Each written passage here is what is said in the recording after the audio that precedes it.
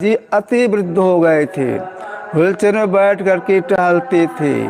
संध्या काल में जब टहल के आते थे, अपने कमरे में बैठते थे, पैर लटका के बैठते थे।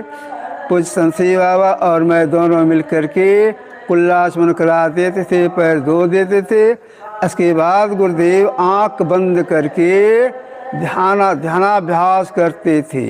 अब देखिए, एक अति वृद्ध हो गए थे, संतस्था प्राप्त कर चुके थे, अब फिर भी संध्या काल में पैर हाथ धुलवा करके आंख बंद मुंह बंद करके ध्यानाभ्यास करते थे।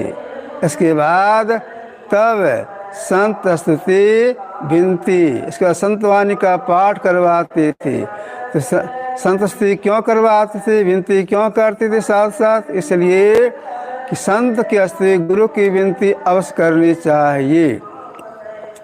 और संतवाणी का गान इसलिए करना चाहिए कि प्रेरणा मिलती है। संतों की वाणी में ओज है, प्रेरणा मिलती है। जब ध्यान करने तो महाराज जी बैठते थे और स्तुति के बाद थोड़ा ध्यान करके इसके बाद अपने से एक भजन गाते थे। राग रागनी की सदूर अवस्था में भी राग के साथ एक संतवाणी गाते थे। प्राय गाते थे, हमरे सत्य नाम धन खेती। इसके बाद बगल में मैं बैठा रहता था, मुझे आज्ञा होती थी, बेटा तुम गाओ। एक संतवाणी हम गाते थे, मेरे बगल और जो बाबा लोग रहते सबको एक एक संतवाणी गवाते थे। अंत में कुछ संसी बाबा से एक वाणी संतवाणी गवा करके आरती के बाद भोजन करते थे। इनका नियम था संध्या काल का।